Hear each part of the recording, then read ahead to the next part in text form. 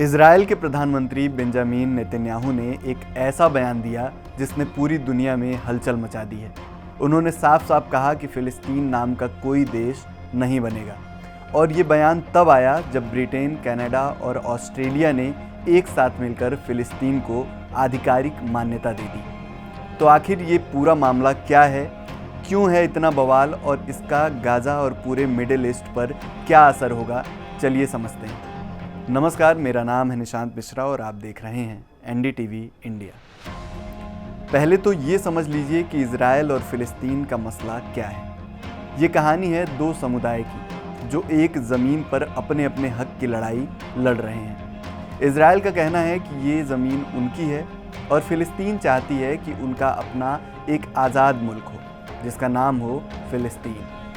लेकिन अब ताज़ा खबर ये है कि तीन बड़े देशों ब्रिटेन, कनाडा और ऑस्ट्रेलिया ने फिलिस्तीन को एक स्वतंत्र देश के तौर पर मान्यता दे दी है। ये एक बहुत बड़ा कदम है क्योंकि इससे पहले भी कई देश ऐसा कर चुके हैं, लेकिन इन तीनों की मान्यता ने इजराइल को झटका दे दिया है।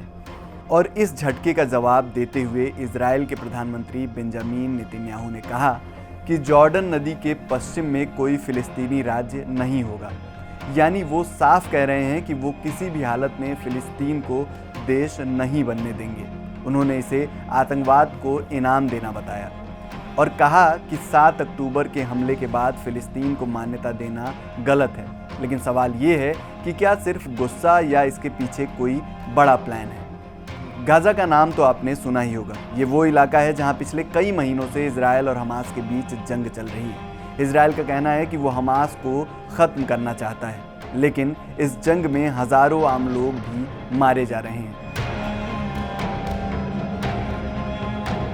इजराइल ने गाज़ा के लोगों से बार बार कहा है कि वो अपना इलाका खाली कर दें। और अब खबरें ये भी हैं कि इजराइल गाज़ा पर पूरी तरह कब्जा करना चाहता है। कुछ लोग मानते हैं कि इजराइल वेस्ट बैंक का एक हिस्सा भी अपने देश में मिलाने की सोच रहा है। अगर ऐसा हुआ तो ये मिडिल ईस्ट में तनाव को और बढ़ा सकता है। अब बात करते हैं ब्रिटेन, कनाडा और ऑस्ट्रेलिया की। इन तीनों देशों ने एक साथ फिलिस्तीन को मान्यता देकर 2 राज्य समाधान की बात को सपोर्ट किया है। यानी वो चाहते हैं कि इजराइल और फिलिस्तीन दोनों अलग अलग देश बने और शांति से रहें। ऑस्ट्रेलिया के प्रधानमंत्री ने तो साफ कहा कि हम फिलिस्तीन के लोगों की आज़ादी की ख्वाहिश को सपोर्ट करते हैं, लेकिन इजराइल इसे बिल्कुल पसंद नहीं कर रहा। नेतन्याहू ने कहा कि वो अमेरिका से लौटने के बाद इस मामले में और सख्ती दिखाएंगे। साथ ही नेतन्याहू ने ये भी बताया कि इजराइल ने वेस्ट बैंक में यहूदी बस्तियों को दोगुना कर दिया है। यानी वो उस इलाके में अपनी पकड़ को और मजबूत कर रहे हैं। उनका कहना है कि उन्होंने सालों तक घरेलू और अंतर्राष्ट्रीय दबाव को झेला, लेकिन फिर भी फिलिस्तीनी राज्य बनने नहीं दिया। तो सवाल ये है कि क्या इजराइल सचमुच गाज़ा और वेस्ट बैंक को अपने कंट्रोल में लेना चाहता है? और अगर ऐसा हुआ तो क्या होगा अंतर्राष्ट्रीय समुदाय का रिएक्शन? ये मसला कोई नया नहीं है। इजराइल और फिलिस्तीन के बीच ये तनाव दशकों से चल रहा है।